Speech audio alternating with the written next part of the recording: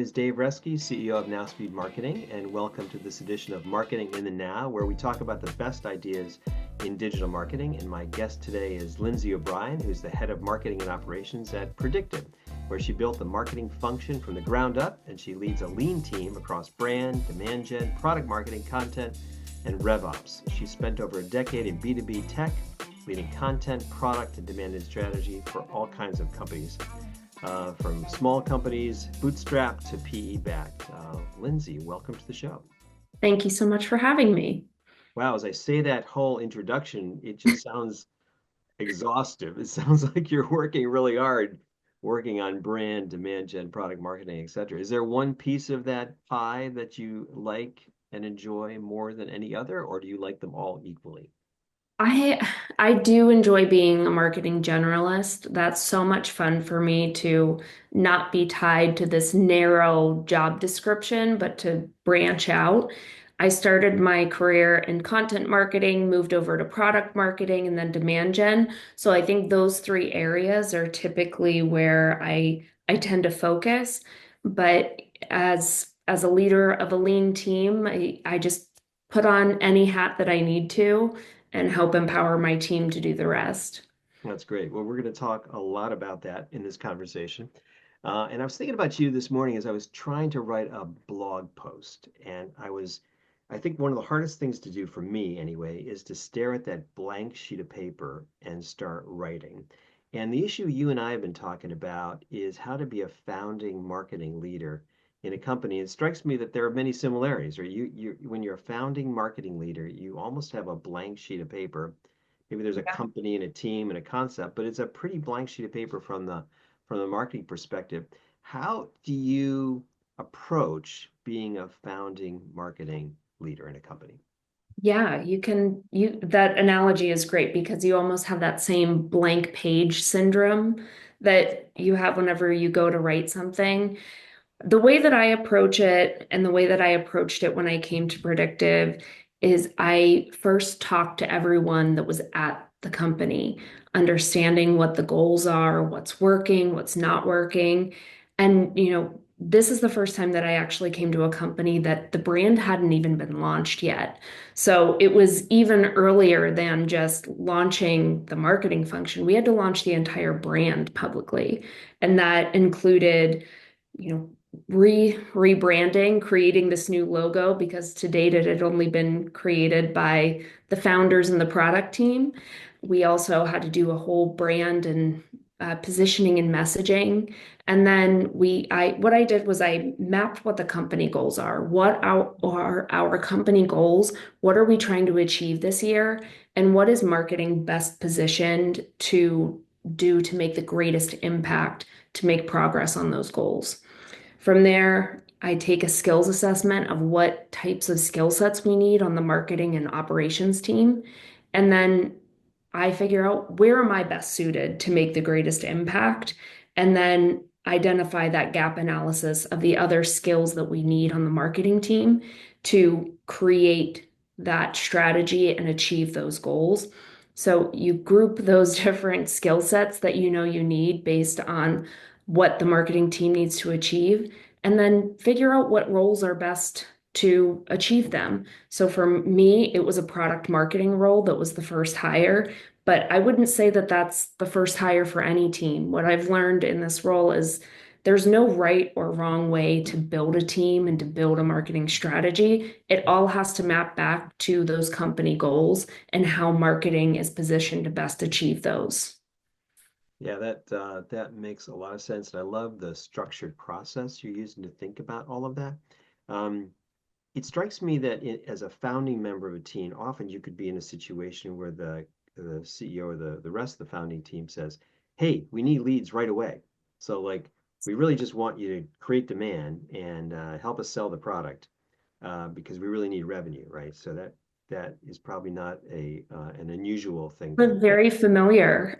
How do you slow that down or change the conversation so you can have some space to talk about planning, strategy, brand, messaging, so you can get all of that right first before you execute? Or do you jump in and execute and do it at the same time? How do you kind of navigate those conversations about Yeah, strategy and needs of that company?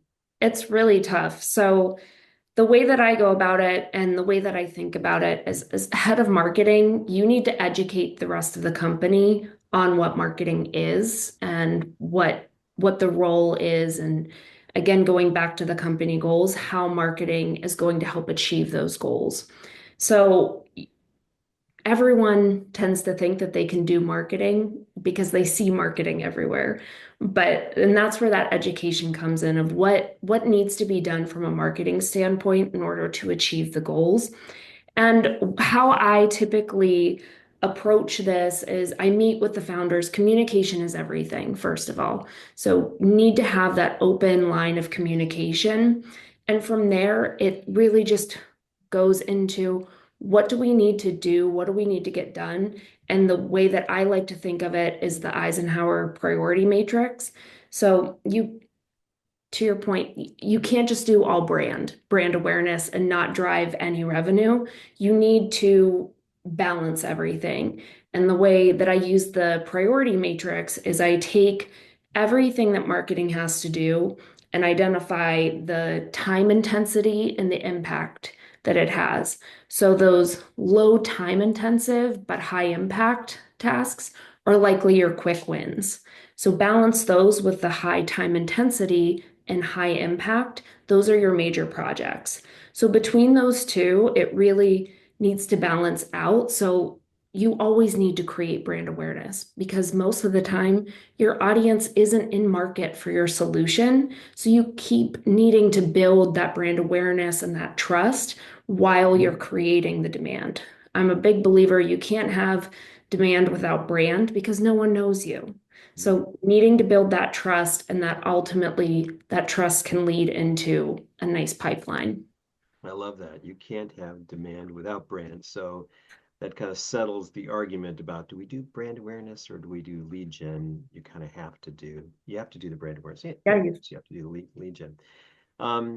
Talk to me more about that Eisenhower matrix because I think that's a very important principle, and especially in a founding team, you're setting priorities is so important, right? Because you're trying Mhm. to get this baby off the ground, right? And so, you could be pre-revenue, you could be trying to do marketing with the first customers. That's kind of the nature of this being part of the founding team.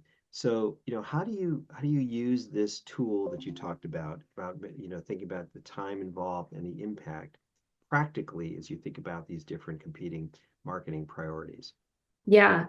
So it's built into this structure that looks like this. You've got an X and a Y axis, and the time that it takes for things goes from left to right, and the impact goes from the bottom to the top. So, like I said, the less time, but the higher impact, that goes in the top left corner as your quick wins. The high time intensity, high impact, that goes in the top right as your major projects. Those are the things you definitely want to prioritize. The things that are lower time intensity and lower impact, those are things that maybe as a head of marketing, you think about delegating or maybe scheduling. Maybe it doesn't need your skill set or it doesn't need to be done right now, but still needs to be done. Those can live in the bottom left as your like filler tasks. And then anything that's high time intensity but low impact, you really need to question, does this actually need to be done? Why are we focusing so much time on something that's going to make such a low impact? And by doing that, you can kind of map out where your priority and where your focus needs to be because marketing is always getting these random requests. And especially in my role as a head of marketing and operations, it's about keeping our CRM up to date as well as that marketing strategy and execution. So it's a really wide net of everything that we're covering. And it can be really difficult to maintain that focus. And something else that I've created for myself that goes off of that Eisenhower matrix is using my workweek assistant custom GPT to help me map out what I'm going to focus on that week. So that is based on that Eisenhower matrix. It understands my work week, understands where my meetings typically stand. I have work blocks for learning and development and deep work and meetings, and it helps me structure my days and my week in a way that's going to help me make the most impact. That's really cool. So it basically taking your priorities and the company goals and the objectives you're focused on, and then laying it out into your time and how you Yeah. can plan it. That's great. Did you create that yourself with a product like ChatGPT, or did you use a tool to do that? Yeah, I use ChatGPT. I use it daily and I use it as this, co-pilot, kind of assistant, someone to help me talk through some ideas and what I need to focus on. I work remotely, so I don't have anyone to turn around and talk to and except for, my cat and my dog who sometimes sit in my office and they're not the most conversational. So I typically use that voice mode to get some thoughts out and get my brain moving. And I find that whenever I'm talking, I'm going, oh wow, yes, that these are the steps that I actually need to take in order to achieve that goal this week. So I take all of those steps and it helps me map out which day and which time block makes the most sense to achieve those different tasks. That's great. So ChatGPT can be a good listener and yet Yes. interact with you. That's just such a great way of using it. You and I talked about kind of the choices you might make about bringing on specialists, Hmm. experts onto the early founding marketing team versus generalists, and you have some opinions about that. Tell me about how you think about bringing team members on as you kind of grow past the first couple of marketing hires, and your preference about generalists versus specialists. Yeah, so the way that I think about it, it goes back to that initial skills assessment and the gap analysis of what we need to complete all of our marketing goals. On a smaller startup team, you likely need a bit more generalist positions, at least people who are willing and excited to take on more than what a narrow job description might typically hold. So, for example, I have a product marketing team member who really is excited about learning how to launch campaigns and take on social. So we worked out an education and learning plan and completely passed off the social media to my product marketing manager, which isn't typical of a normal marketing team. And then I have a graphic designer who can also do video. He was really excited about learning how to do Webflow and build a website in Webflow. So he's taken that on in Q1. So it's really important not necessarily to have someone who can do it all, but someone who's hungry to learn and is excited about what the company's doing. And from there, it really just kind of unfolds itself. You can transfer that knowledge and the upskill your team and have a really great cross-functional lean team without having these individual specialists that know this subset of marketing. That can be helpful as the team grows and you have more of a broad net on all of the different functions of marketing.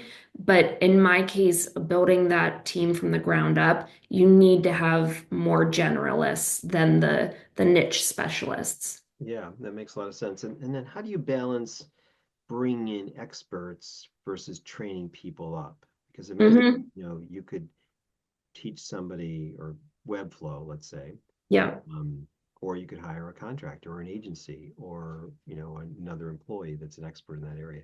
How do you kind of balance those trade-offs and the challenge right now is in marketing, there's so many specialties, right? So Hmm. it could be web design, web development, SEO, AI. So there's just so many marketing operations. It's just Yeah. thousands of specialties. So how do you make those trade-offs as a leader to say, when do I train you? And you're going Hmm. to allocate resources, it's going to take you weeks, we're going to buy courses, or I'm just going to hire somebody and then they'll have it done in few days, or and then obviously there's money involved. So how do you Yes. how do you So make those trade-offs, right? budget comes to mind. When you're at a bootstrapped company, that can be very difficult to say, well, I'll just hire someone. Contracting and having freelancers or agencies can be a great tool in your tool belt if you're trying to get something launched quickly and you need that expert immediately. I think between budget and the timeline you're looking to launch something or achieve a goal is going to help you determine whether you have the time to train someone or if you need to go and hire for that specialty. And for certain things, for a website, you might not need to hire for that because that might be a one-time thing that then it gets transferred to the marketing team and they can own it. But for something like SEO, that's more of a longer term commitment. Do you have someone on the team who could handle that? Is there anyone that would be able to learn that? That to me, for SEO specifically, I tend to lean on experts with contractors or agencies to bring in that knowledge. But again, do you have the budget and do you have the time is really what it comes down to. Yeah, and you've got to really just keep all of that in mind. So, thinking about like that, maybe the first 6 months or the first year as a founding CMO, what are the most common quick wins that you think that CEOs really need to get from marketing in that first period of time? What are those quick wins that you're usually always shooting for? Oh, that is a good question. I think one, it goes back to the communication of just understanding what marketing's doing and Mhm. having that open communication line of what what marketing is doing, but also how it's impacting the larger company goals. Also partnering with sales, especially if you're sales led, under having them be confident in your ability to support sales through enablement and having those real conversations, understanding what's going on the sales side and what gaps we need to fill is pretty critical because if you, there's a saying that marketing can never be in the green if the company is in the red because it's you can't say, well, I generated 10 leads today. That should be more than enough for sales. It goes back to, is the revenue coming in? Is the pipeline there? Is the sales team successful? Marketing is really the glue to the company. So going back to sales, is the CEO or the founder confident that you're supporting the sales department? Is it product as well? You're the liaison really for the product team as well, and understanding, are you best supporting them? Are we educating our prospects and our customers on the product? So making sure that you are providing the support you need is probably the best win that you can give a CEO or a founder and build that trust so that you can go and take those big risks later and do the fun, creative things that might launch it even further and create that bigger demand and brand awareness is making sure that you're supporting the internal teams and empowering them to do their best work. Yeah, so powerful. I thought you were going to say like get the first brochure of the website done, but you're thinking, obviously, this is what you I, do for a living, thinking much I more think, strategically about like alignment with the CEO's goals, with the financial goals, with the sales team, and then building trust that you can execute to hit yeah. goals, right? So, Yeah, because it all goes back to what the company goals are and where they're at. At Predictive, we did need that website. We didn't have a website, so that was a big gap. But somewhere that you might go in as a new head of marketing, they might have something that's good enough for now, and there's something else that needs your attention. I think a general answer that everyone can take with them is creating that trust internally first, and then communication is so important. So sales understands how you're supporting them, product, customer success, and then the CEO, the founders feel that from the leadership view. Yeah, and probably setting up the system so you've got reporting and metrics in place Hmm. so that you can Yes, communicate with trust is probably just a big part of that. Um, absolutely. yeah, in marketing systems play such a strong role. Talk to me about, the challenge you have about keeping your head in strategy, because you're talking about product marketing and messaging and strategy. There's this strategic element of marketing, pricing, Hmm. defining your ICP, right? So the strategy piece and input into even, product and features and competitive analysis, right? Often marketing owns a lot of that. And then you got to dive deep into the email has to get out. I'm going to what's my open rate? What's my conversion rate? How many leads did it generate? How do we buy the new list? As a CMO of a founding company, you're your head is in like two different spaces like all the time, it seems like. Yes. How do you shift between those worlds of high strategy and very detailed execution? Yeah, I think any founding head of marketing is going to be that player coach for a while.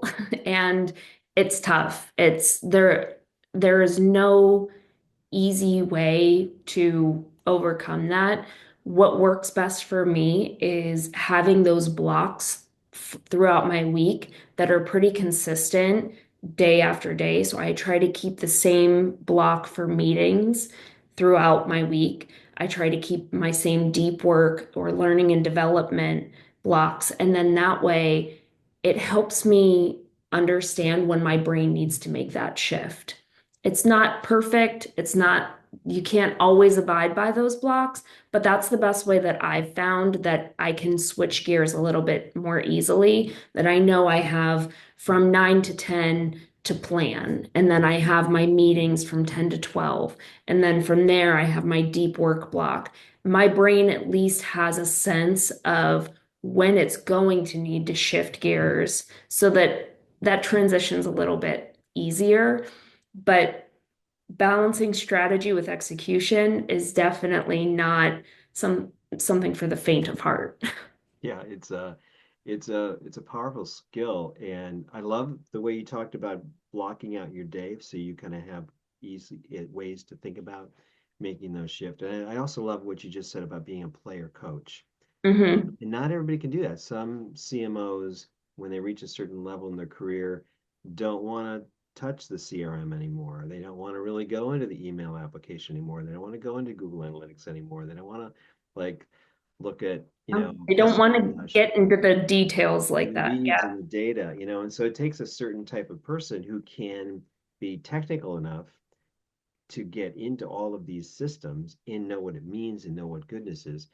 But that gives you a huge advantage when you start to build out the team, right? So because you Hmm. know what's going on in these systems, then you can manage people who are executing all those and you kind of know what's going on. So just talk Yeah. to me about like, how you think about that. So when you're hiring this person, when you can let go of, take off your email marketing hat and you can delegate that, take off your Hmm. marketing operations hat, and you can delegate that. Talk to me about the relationship that you have with those people because you were doing the job and you know what goodness is, and how you think about hiring and mentoring and training those people.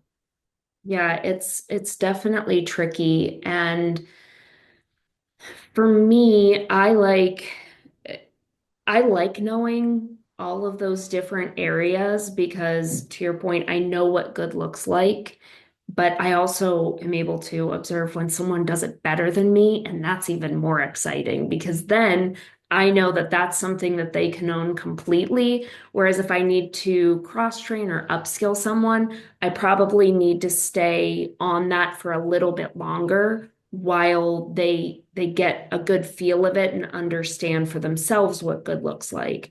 So it's it's really tricky to train and to hire for these different things. I think as a head of marketing, when you're coming in and understanding what you're really good at and what you really enjoy, try to hold on to that because that's where you're going to make the best impact because you like it. It's something that you're good at and that's going to show in the work and try to find other people who can fill the gaps that maybe don't fill your cup as much or that you don't really feel like you're the best at, and try to outsource that in some way, whether that's hiring someone full-time, contracting. There's a lot of different ways to get the support you need without, having a huge team. And I think one of the biggest mistakes or ideas that I had that weren't necessarily true is that bigger teams are more impactful. I think you can have just as much impact on a lean, high-performing team that has really clear goals as someone who has a 20-person, 70-person marketing team. Mm-hmm.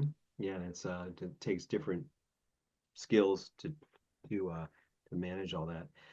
And we're running out of time here, but I did want to ask you one other question about the growth in that as a founding team member. Because you're talking about being a player coach and you're talking about getting in the weeds, but thinking strategically. Can founding team CMOs transition into big company CMOs in the same company? Or is it more likely that if you're a founding CMO that you're just like that, you stay in that mode and that you like being the player coach? Because when you or can those people easily transition to where they have, directors and departmental managers and they're managing 100 people? I don't know. Talk to me about that evolution, Yeah. how you think about that. I think there are different people meant for different roles. I think some people like to be very hands-on and some people like to be more pulled back and see things from a higher view. And I don't think there's any right or wrong way to go about that. It's really about who you are as a person, what you enjoy doing. I I do believe that people who are more hands-on and have that experience building from the ground up are positioned to be better at transitioning to a role that is more high level. Whereas if you're more high level, it's going to be really hard for you to build something from the ground up because you either don't like to be that hands-on or you don't know how to be that hands-on. So I don't I think there's different companies for different people, but ultimately, if you're coming in as a head of marketing, you need to be very versatile and have a good grasp of understanding the technology and the strategy and every little piece that goes into it. That's great. And when you do, it's easier for you to transition and grow with the company. Yes. And yeah, that makes a lot of sense. Well, Lindsay, this has been a fascinating conversation. Yeah, Thank you thank very much for you. taking the time. I think there's a lot of people, a lot of CMOs who are in that role of being that founding team member, and I think they can appreciate your perspective and guidance on how to grow with the company and evolve. If people want to connect with you personally and learn more about, your perspective on this issue or maybe how to work with your company, what's the best way for them to get in touch with you? Yeah, they're welcome to reach out to me on LinkedIn. My name's Lindsay O'Brien, which is a little generic, but my maiden name is Kenders, Kenders. I would love to connect with people. I love talking to people about those problems, just like I talked about talking with AI. Whenever I talk to other marketers, it just gets my brain flowing. So, yeah, please reach out. Great. Well, thanks for taking the time today. I really enjoyed the conversation. Me too. Thank you so much, David.